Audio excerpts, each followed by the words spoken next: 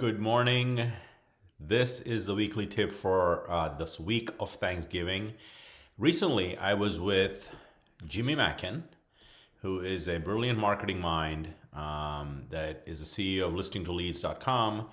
And I was doing an AI keynote. He was talking about a marketing keynote. And there was a couple of slides that really stood out to me. And I want to call it out and then give you a solution and really dig into ActivePipe today.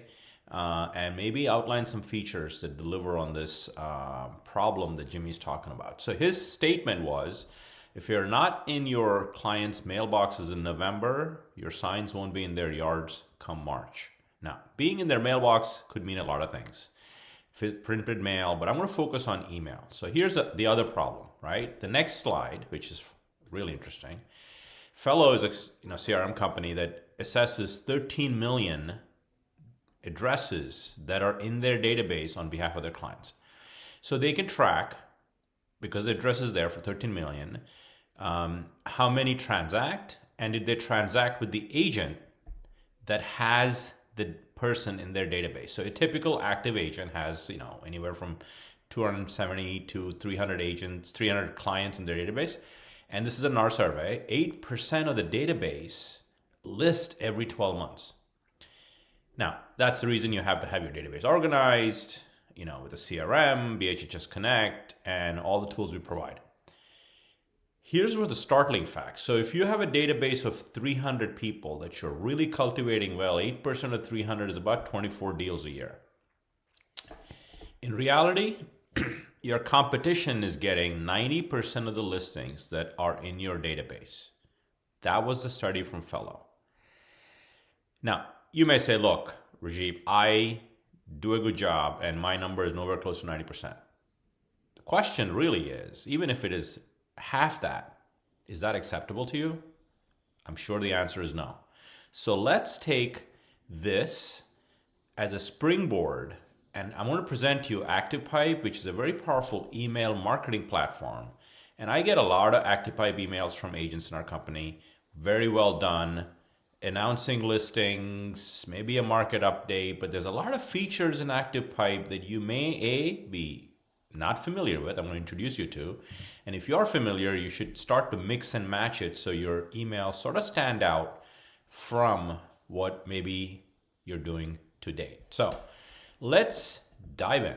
Okay, so this is with the permission of George Maines in our Art Museum office. I'm using his ActivePipe account. So you simply would type in on the dashboard ActivePipe, and you would log into ActivePipe. So I'm going to walk you through a plethora of features, and if something stands out, you're obviously welcome to revisit this video. And typically, most of the time, you would start under emails, and you get all your current emails are in there. This is obviously George's account. So I want to go ahead and create an email. I want to point out a couple of things. There are some shared emails. These are things that are shared with you by another agent. Typically, they are shared with a company. So I want to scroll down and kind of give you a preview of some of the shared messaging that we include, which are market insights. Every quarter, we put that in there. So you just be aware that that exists, the shared emails. But if you're a team, you can create it and share it with other people, things like that. But I'm going to go to template, and I'm going to simply go ahead and pick a canvas and give it, let's build an email, okay? Move myself over here on the left, okay, since all the widgets are on the right. So obviously all this text, I'm going to add an image at the top. You can select an image, or you could upload an image. There's some shared images. These are things that we put in there. As an example, again, I am just doing this as a test, as you know, but maybe I go in here and pick Center City Market Minute as an example. So let's just say we pick that template. If that looks a nice graphic, we created it. And let's just say that George, who's in the Art Museum, wants to send a Center City Market update. That's a good header. You can build your own header, upload it, all good.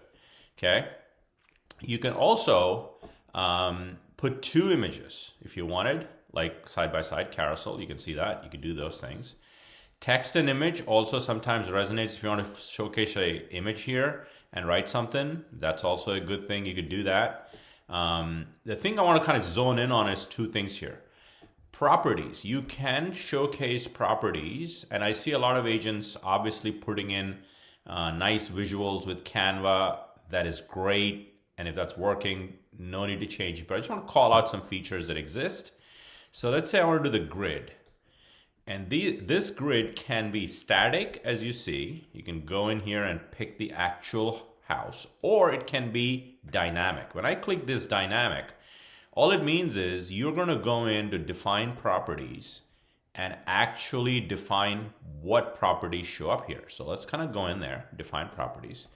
Maximum properties 4. What if I did 8? Or if you did the max 48, not that you would want to show 48, but that's the maximum amount. So if criteria matches, it can go as much as 48, okay? So in this case, let me just say property types. Let's just say I want to focus on single family. I want to undo the rest as an example. You could do those things. Listing type, okay, for sales, good. Status, I want to add coming soon, okay, into the list. These are all things you could do, okay? Now, once you've done that, you can also go under advanced and say anything that's been listed in the last 7 days. Now this, notice, understand that the feed, listing feed into ActivePipe are only company listings by office. It's not the entire MLS. So let's say you're a big listing agent, you could select only include agents listings. If there were listed in the last 7 days, you could do that, or you could just say include agents listings. It'll list them newest to oldest. So in this case, what I'm going to do is actually say listed in the last 7 days. I'm going to go under feeds, and you could technically select more listings or more offices in this case. So let's just say, and let's say this is George doing this, and I want to showcase the company listings that are new in Center City offices. So let's just say I pick those 3 offices. I get the fact that there could be an office outside of Center City that is listing there. But as a concept, I want to show you what's possible so you can kind of play around with this. That's the purpose of this weekly tip. So you do that, continue. And what it does now is it just simply fills out, the properties that are listed. And you can also still define the properties. I could go under listing type, listing status, zoning type, advanced. I'm going to say last 14 days maybe, right? Continue. And you'll see now it was 2 before, now it's gotten to more here, right? As you can see. And you can also change the card, what displays on the card. So let's kind of look at that. If I click this box, it's going to give me the defined properties again. And property types, contact information here, match contact, no, not that one. Advanced, exclude properties basic. Let me see here. Property type, zoning type, continue. I meant to go under edit. So let's go under edit. So this shows you amenities, current price, address, request a private showing. If you want that, that's great. But what if I wanted to add, as an example, agent details compact. Now this would work well if you're a team and you have multiple agents that have listings under them, under your team. You could do that. You could also do open houses. And so there's some things you can add here, obviously. I want to add agent details just to show you what's possible. That may not be the one you do because you're basically giving the contact information of other listings, other agents, right? Continue. So that basically pulls in,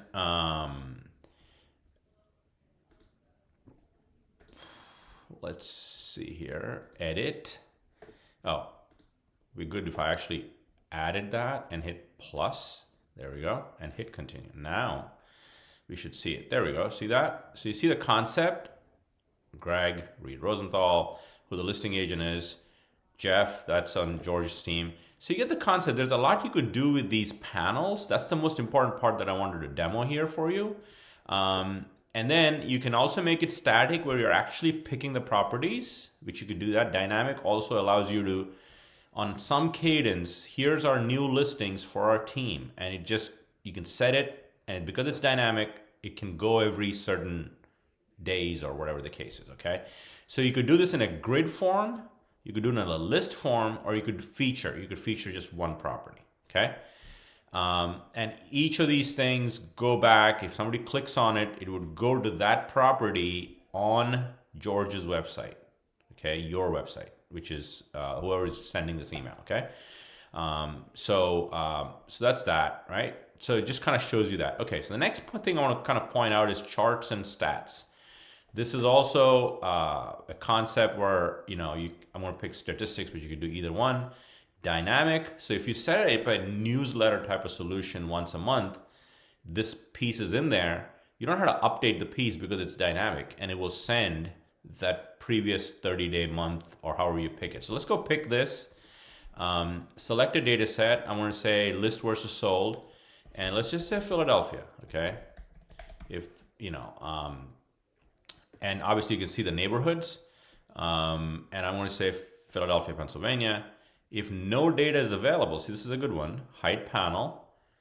So it can hide the panel and still send the email based on what it is, or don't send the email if you're only sending market data.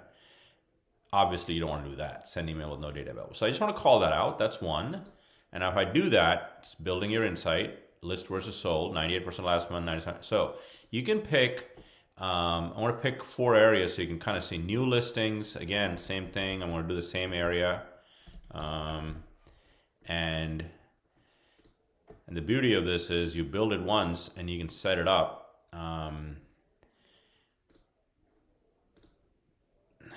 Obviously that's a big market. Let's do sold listings. Again, there's a few things you could do here. You can grow granular. Philadelphia is probably a very big geographical area, but you get the concept of what I'm trying to demo here for you. Average sale price. Yeah, why not? Let's go with that for complete the 4. And the thing you could do here, as you can see here, you see Rittenhouse Square. This is market data from the MLS. The data covers all of the MLS here. So, okay, there we go. And you have that. That looks nice.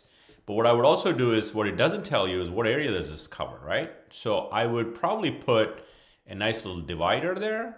You can change the color of the divider by hitting this, edit, see that? You could change it. I could change the line color to go cab and background color to go clear. And there it is, right? Gives you that. But then what I would do is I would add a nice little button or text as an example. And just give it Philadelphia market trends, okay? And just do that, okay? So it kind of shows it nice below there. So those are some things you could do. You could add a spacer. You could also add video. When you hit that, you can choose video. You could do Vimeo or YouTube. YouTube lists all of the company videos here as an example, but you can always pick a URL, add it there, and it will pull it in, okay? So as an example concept, I'm going to just kind of show you, as an example, if that is a listing that we wanted to do, you just pull that in and it just goes. So it could be any URL, and notice when I hit choose video, you can also do Vimeo or YouTube, but I would stick to YouTube, but you can pull any video you want. And if you feel like, you know what, I don't want to add,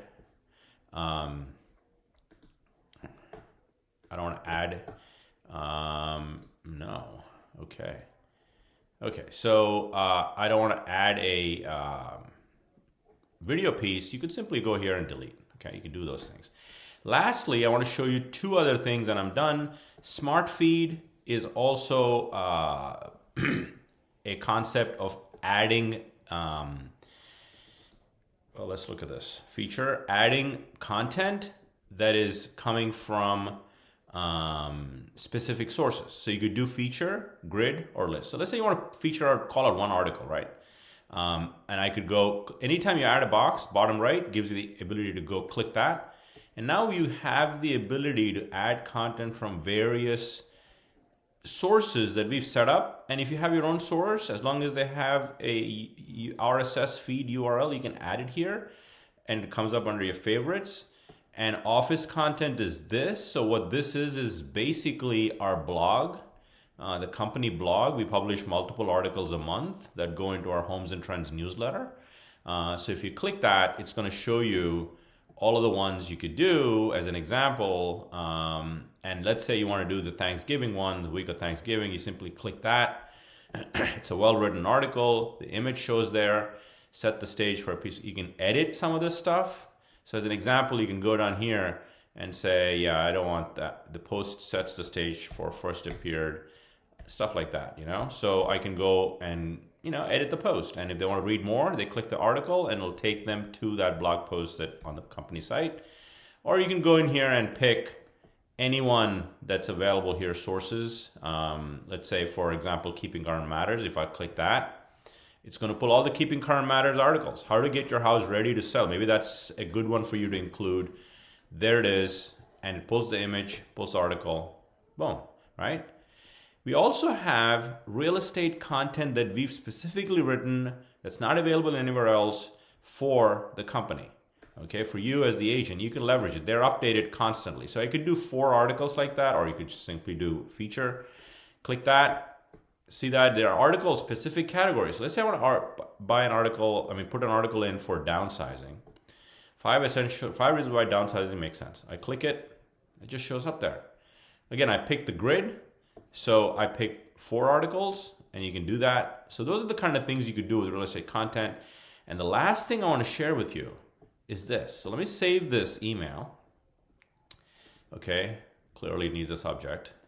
And I'm just going to say November newsletter, but you would obviously want to have a really engaging subject line, because if your subject line is boring, nobody's opening the email. But in this case, that's not my message here today for you. So I'm just going to say that and say save it, okay? Now, lastly, this I don't see many of you using this. This is a great feature for you to explore over time, which is campaigns on the left. If you go to campaigns, there are clearly some pre-built campaigns, but you could also create a campaign. Everything you send is a single email campaign, but what I'm talking about is multiple emails stitched together in a campaign, okay? So I want to quickly demo this. I'll include a link in my video for you to kind of dig in more for campaigns. And campaigns are a great way for you to have people get nurtured over time. Quick and easy. There's some pre-built one. But the best way to see what's possible is go to create a new, okay? I want to say nurture is the name of my campaign. You can add contacts, add a module. What triggers it? I want to click the plus sign. So I want to add a trigger is if they viewed my email, okay? What email is the question? So let's just go here, and I'm going to pick a generic email that George has done, because we're not really going to send this.